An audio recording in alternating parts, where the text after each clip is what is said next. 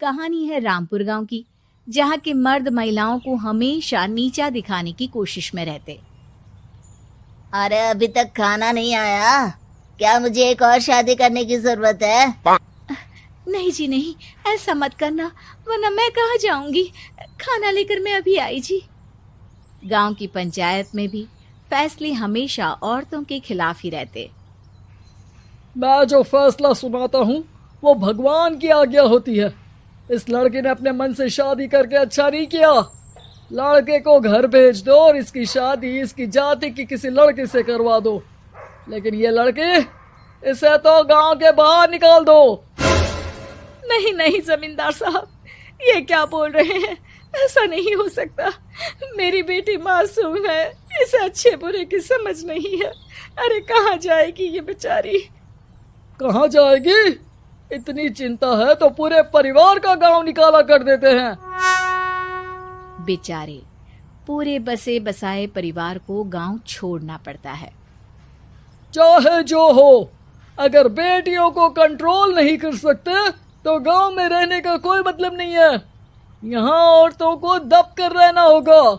कोई भी अपने हिसाब से कुछ नहीं कर सकता, सब ईश्वर की मर्जी से ही होगा। तभी गांव का एक आदमी दौड़ा दौड़ा आता है। सरपंच साहब, जमींदार साहब, वो कालिया है ना, उसकी बेटी पढ़ने के लिए शहर जा रही है। अच्छा, ये कब हो गया?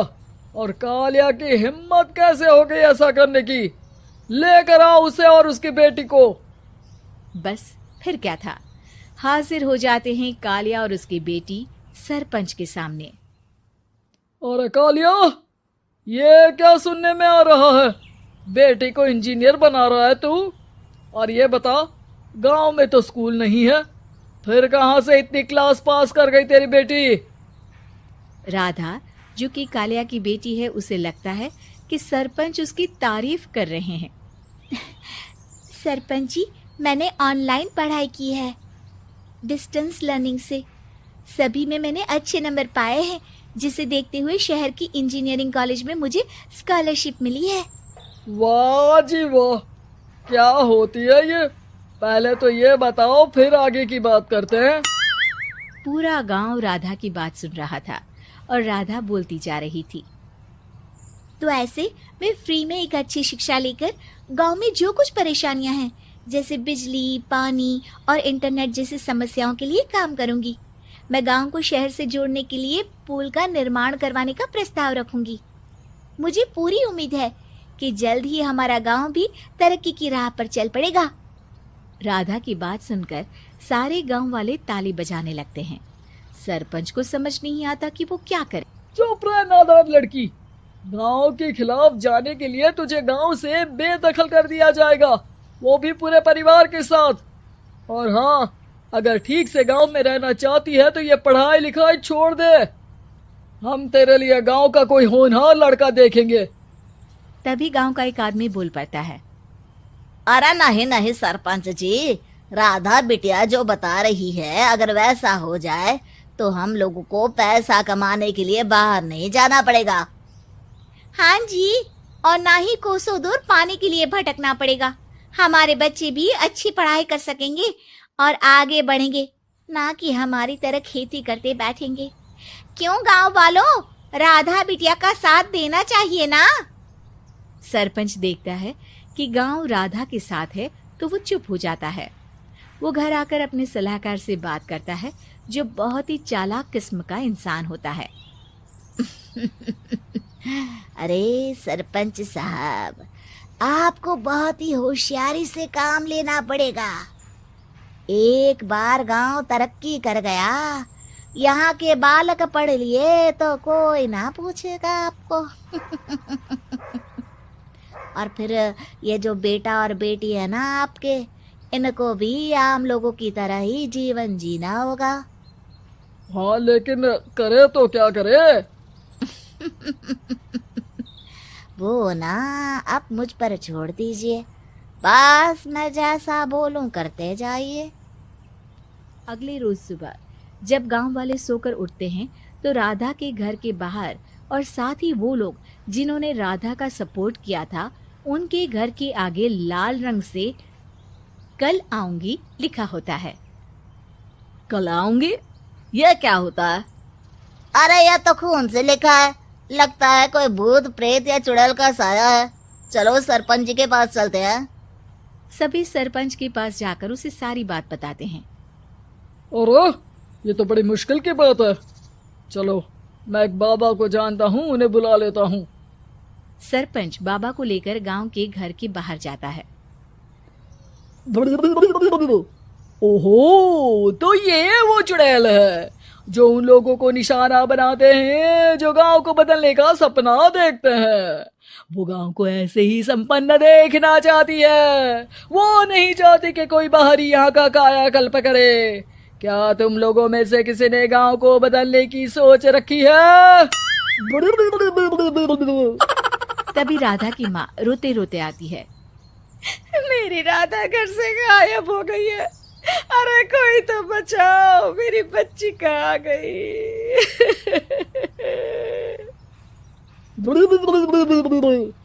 ले गई वो चुड़ैल, तेरी बच्ची को ले गई। अब वो उसे श्रापित करके छोड़ेगी, उस पर चुड़ैल का साया हो जाएगा।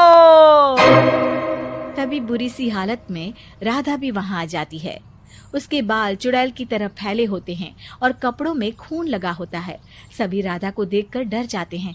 माँ, पता नहीं मुझे कौन उठा कर ले गया था।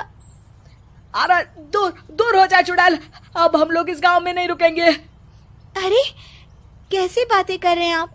कल तो आप मेरे भरोसे गांव का हुलिया बदलने, अपने बच्चों को पढ़ाने और तरक्की उन्नति की बात कर रहे थे, तो आज क्या हो गया आपको? ये फिर तुम लोगों को बहकाएगी। ये चुड़ैल गांव में आ चुकी है, ऐसे ही ये तुम्हारे घर के बच्चों को भी ले जाएगी। गांव वाले राधा को गांव से बाहर निकाल देते हैं। उसके माँ बाप रोते रहते हैं, लेकिन गांव वाले नहीं मानते। मैं भी अपनी बहन के साथ गांव के बाहर रहूंगा, लेकिन वो पढ़ाई नहीं छोड़ेगी। वहीं सरपंच के घर पर सलाहकार कहता है।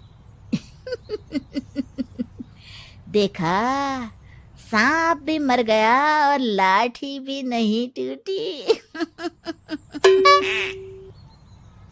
लेकिन अगले ही दिन सरपंच के घर के बाहर भी वही शब्द लिखे होते हैं। और फिर सरपंच की बीवी कहती है, हमारी बेटी को किसी ने अगवा कर लिया है। तभी राधा का भाई वहां आ जाता है। अरे गांव वालों, मैंने सरपंच जी की बेटी को देखा था। वो चुड़ैल उसे उठाकर ले जा रही थी। अरे क्या मजाक कर रहे हो? नहीं नहीं सरपंच जी, आप नहीं जानते। वो चुड़ैल अब आपकी बेटी में आ जाएगी, जैसे राधा के अंदर आ गई थी। तभी सरपंच की बेटी वैसी ही हालत में वहां आती है जैसे राधा आई थी। पापा, पता नहीं कैसे मैं गायब हो गई थी। चुड़ैल, इसके अंदर भी चुड़ैल का साया है, मारो इसे। अरे नहीं नहीं, इसे भी राधा के पास गांव के बाहर ही भेज दो। अरे चुप रहो, मेरी बेटी कहीं नहीं जाएगी और चुड़ैल वुड़ैल कुछ नहीं होता है। अरे कैसे बात कर रहे हो सरपंच जी? आप तो बोल रहे थे कि आपका फैसला भगवान का ज्ञान होता है, तो अपने पर बात आई तो अब आप ऐसे बोल रहे हैं। अरे ना ना ना, आपको अपनी बेटी को त्यागना ही होगा। अरे बुलाओ बाबा को। राधा का भाई बाबा को ले आता है, जिसे अब गांव वालों के डर के कारण सच बोलना पड़ता है। मैं कोई बाबा नहीं हूँ, मैं तो मोची था। ये सलाहकार महोदय ने मुझे कहा था एक्टिंग करने को।